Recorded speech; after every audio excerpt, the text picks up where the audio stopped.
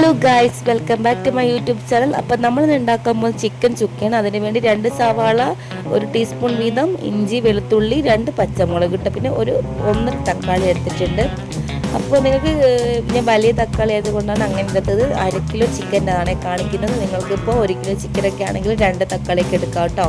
സവാള ഒരു 3 എടുക്കാം. അപ്പം നമുക്ക് വെളിച്ചെണ്ണയിലോട്ട് നമ്മുടെ സവാള ഇതുപോലെ ഇട്ട് കൊടുത്തതിന് ശേഷം ഫ്രൈ ചെയ്തെടുക്കാം. അപ്പം ഞാനിത് ഇതെല്ലാം ഒന്ന് ഫ്രൈ ചെയ്തെടുക്കുന്നുണ്ട്. അപ്പോൾ ഫ്രൈ ചെയ്തെടുത്തതിന് ശേഷം നമുക്ക് ചീനച്ചട്ടി വെച്ചിട്ട് അതിലോട്ടൊരു 2 ടേബിൾ സ്പൂണിൻ്റെ അടുത്ത് വെളിച്ചെണ്ണ ഒഴിച്ച് കൊടുക്കുന്നുണ്ട്. അപ്പോൾ നിങ്ങൾക്ക് പൊരിച്ച വെളിച്ചെണ്ണ തന്നെ എടുക്കണമെങ്കിൽ അങ്ങനെ എടുക്കാം കേട്ടോ. അപ്പം നമ്മൾ ഇതിലോട്ട് അരിഞ്ഞ് വെച്ച ഇഞ്ചി, വെളുത്തുള്ളി, പച്ചമുളക് പിന്നെ കുറച്ച് കറിവേപ്പിലയും കൂടെ ഇട്ടിട്ട് നന്നായിട്ടൊന്ന് വാട്ടി കൊടുക്കണേ. നന്നായിട്ട് നിറം മാറും വരെ ഒന്ന് വഴറ്റി കൊടുത്തതിന് ശേഷം വേണം ഇതിലോട്ട് പൊടികളൊക്കെ ചേർത്ത് കൊടുക്കാനേ. അപ്പം ഞാനിനി ഇതിലോട്ട് 1 ടീസ്പൂണിൻ്റെ അടുത്ത് മുളക് പൊടിയും പിന്നെ 1 ടേബിൾ സ്പൂൺ മല്ലിപ്പൊടിയും 1 ടീസ്പൂൺ ഗരം മസാലയും കൂടെ ചേർത്തിട്ട് ഇതിലൊക്കെ നന്നായിട്ട് മിക്സ് ചെയ്തെടുക്കുന്നുണ്ട്. അപ്പോൾ പൊടികളൊക്കെ നന്നായിട്ടൊന്ന് ആയി വന്നതിന് ശേഷമാണ് തക്കാളി ഇട്ട് കൊടുക്കുന്നത്. എന്നിട്ടൊന്ന് അടച്ച് വെച്ചിട്ട് നമുക്കൊരു 3-4 സെക്കൻഡിന് ശേഷം ഇത് നന്നായി ഒടിഞ്ഞ് വന്നിട്ടുണ്ട്. എന്നിട്ട് വേണം നമുക്ക് ചിക്കൻ ഇട്ട് കൊടുക്കാൻ.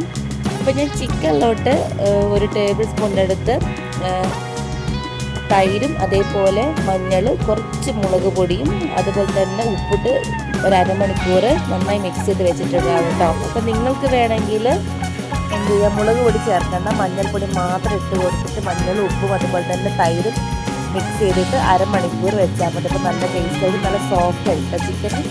അപ്പോൾ ഇതെല്ലാം കൂടെ അതിലോട്ട് ഇങ്ങനെ ഇതുപോലെ ആകുമ്പോഴേ ഒന്ന് മിക്സ് ചെയ്തെടുത്തതിന് ശേഷം നമ്മളിത് 15 മിനിറ്റ് വേവിച്ചതിന് ശേഷം അതിലോട്ട് ഫ്രൈ ചെയ്ത് വെച്ച സവാള ചേർത്ത് കൊടുത്തിട്ട് നമുക്ക് എന്ത് ചെയ്യാം, എല്ലാം കൂടെ ഒന്ന് മിക്സ് ചെയ്തെടുക്കാം കേട്ടോ. അപ്പോൾ ഒന്നുകൂടെ നല്ല തിക്കായിട്ടുള്ളൊരു മസാലയാക്കി കിട്ടും. തീരെ വെള്ളമൊന്നുമില്ലാതെ നല്ല ടൈറ്റായിട്ട് കിട്ടും കേട്ടോ. അപ്പോൾ ഇതെല്ലാം കൂടി അങ്ങനെ മിക്സ് ചെയ്ത് കൊടുക്കുന്നുണ്ട്. ഇനി ഇതിലോട്ട് നമ്മൾ പൊടികളായി ചേർത്ത് കൊടുക്കുന്നത് കുറച്ച് പെരുംജീരകപ്പൊടി, 1 ടീസ്പൂണിൻ്റെ അടുത്ത് കുരുമുളക് പൊടിയാണ്. അപ്പോൾ നമുക്ക് അതും കൂടി ചേർത്ത് വെച്ച് നമ്മുടെ ചിക്കൻ ചുക്ക റെഡി ആയിട്ടുണ്ട്. അപ്പോൾ ഇത് ഞാൻ പെരുംജീരകപ്പൊടിയും 1 ടീസ്പൂൺ നമ്മുടെ കുരുമുളക് പൊടിയും കൂടി ചേർത്ത് കൊടുത്തിട്ട് ഒന്നുകൂടി മിക്സ് ചെയ്തതിന് ശേഷം കുറച്ച് കറിവേപ്പിലയും കൂടി ഇട്ട് കൊടുത്താൽ നമ്മുടെ ചിക്കൻ ചുക്ക റെഡി ആയിട്ടുണ്ട്.